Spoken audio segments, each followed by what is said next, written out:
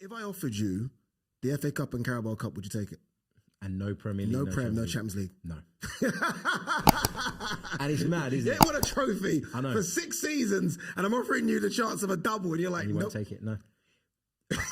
And I know that sounds arrogant and all the rest of it. Right? A nice double. It's a good domestic double. Feel free to call me whatever you like in the comments, but within reason, obviously. Yeah. But I feel like this team was built for bigger things than that.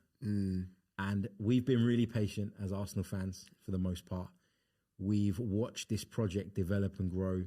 We've seen the club, to be fair to them, invest at the right points and go out and get players that we really see as game changers.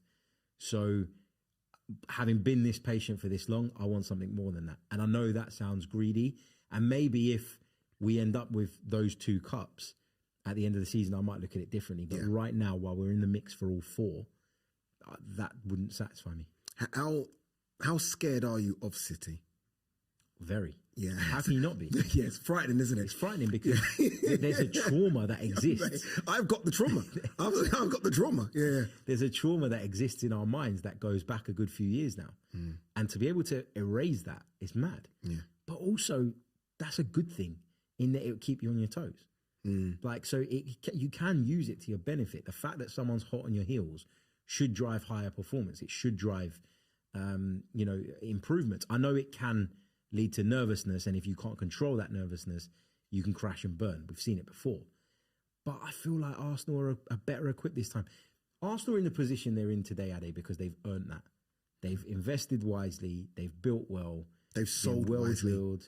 They've sold really well. When I think of what Arteta's done, no one really talks about outgoings. Everyone always talks about incomings. When I look at the outgoings and sort of big egos, players that were maybe too hard to control, letting them go, Aubameyang, Ozil. Do you know what I mean? And the way in which I think a lot of the fan base gave him stick for both of those players, and how he's kind of just grinded, and slowly but surely, if you're not good enough, you get left behind. Players that we thought were clearly good enough, and Tavares I thought would be that guy, for example. Zinchenko, do you know what I mean? Like the standards of Arsenal have gone up so quick, and that's because Arteta's done well, both incomings and outgoings. On Man City, it's not like, I'm about to say they've cheated their way to this. It's not, they haven't done that. But that January signing of Semenyo and Guehi has bolstered their chances massively. Like, without those 2, they're not in this conversation. I think you run away with it. With those 2, like, Guehi goes straight in and will be the best centre back they've got, I think. Semenyo goes in and scores straight away, immediately just starts scoring. I'm like, it's almost not fair. But we could have done that as well if we wanted to. I'm not saying those 2 specific players, but Arsenal could have invested again if they wanted to. Yeah. Arsenal chose to do the bulk of their investment in the summer, which always made it unlikely that they were going to do what they did or what City did in the winter. But ultimately, Arsenal are in front because I think they've had the better squad for a longer time this season, and that's why they are where they are. The City thing, I mean, those 2 players do make a difference. I think Semenyo, but I never ever worried about City scoring goals. It was always at the other end that I thought they were really vulnerable. And Gay's been a man mountain since he's got there. It's incredible. And that frustrates the life out of me. But it is what it is. You can only control what you can control. You can't obsess over what they're doing. Arsenal are 4 points in front. Arsenal play Manchester City, not just in the league, but in the League Cup final. Our destiny's in our own hands. And I'm a big believer in you've got to have the ability to block out noise.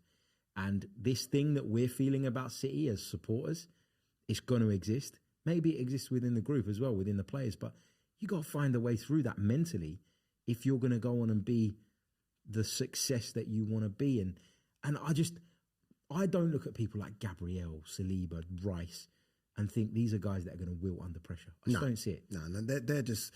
And it's not because of their physicality. It's just them. Yeah. Their mentality, especially Declan Rice. They've been hurt how many times? They've been through this before.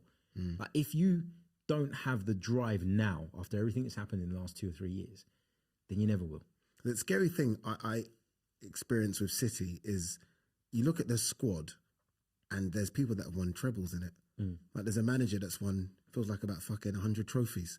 Do you know what I mean? These are players and a manager and just a team ethos that have crossed that line so many times. Yeah. Like, it means nothing to them.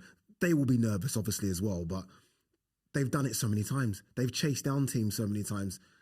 And I never, ever thought this City team would win the league. And now all of a sudden I'm thinking... I'll tell you what I do worry about a little bit from an Arsenal perspective is what happens if City pip us to the post again? What happens beyond this season? How do you recover from falling short again? Does the project that we've been waiting to go bang, does it end up like just crumbling away? And that is my massive fear. Yeah, it's more than just losing. Yeah. It's more than losing. It's now Arteta questions will come in. Exactly. There'll be players, and you might not want to admit this, but there'll be players that might look at other clubs. 100%. Saliba will look at PSG and Real Madrid 100%. Gabriel's name will be looked at. I look at Real Madrid's centre-backs, I'm thinking, Gabriel and Saliba are better than both of them. Do you know what I mean? There'll be players like that thinking, can we win the big ones with Arsenal? Yeah, 100%.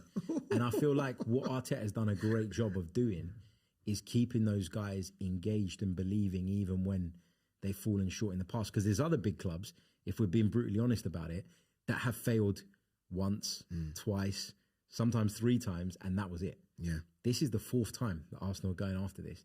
And it feels like everyone's still really engaged and invested, but can they deal with another setback?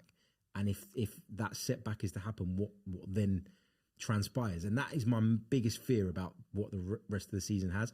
And there needs to be jeopardy because that drives you. And if there's something great at stake, then there's also going to be something that is negative as well. And you've got to be able to cope with both sides of the emotion. You've got to make sure when you come to that crossroads, you turn down the right side. But at the end of the day, I think this season is massive for Arsenal for so many reasons. And then that goes back to what I've been saying throughout. The nervousness, you can't avoid it because of what's at stake. As we wrap, gut feeling. So I'm asking you to remove your Arsenal head, which is going to be very difficult because I know that is clamped down. Do you win the Champions League or Premier League? Yes. I think we win one of them. And my gut is telling me that because I look at this team and I do feel like the criticisms that we have of this Arsenal team, sometimes we're looking too hard for them. And I don't think there's anything wrong with being aware of where you fall short a little bit, always constantly trying to look for ways in which you can improve. But I think sometimes that goes from, I'd rather Arsenal were a bit more this than that. It turns from that into like this really big criticism that is unjustified, unwarranted, and then develops into narratives that you see across the media. You know, Arsenal have scored a good amount of goals this season, 90 goals I think they've scored this season. Yet, if you tune into any mainstream radio station or TV show, what are they going to be talking about? Arsenal's lack of goals. And I think actually sometimes when you scratch beneath the surface, you'll find that a lot of these narratives, they don't stand up. There's nothing holding them up. They're hollow. You could blow them down. And I think we've got to be careful as Arsenal fans not to fall into those traps because it's very easy to overanalyze and overthink. I think you're always more critical of your team than others because you watch them every week and you know the insides outs. But at the end of the day, Ade, I think this is an Arsenal team that deserves to be where it is. And it'd be a real shame and, as far as I'm concerned, a big surprise if they didn't win one of the big ones this year.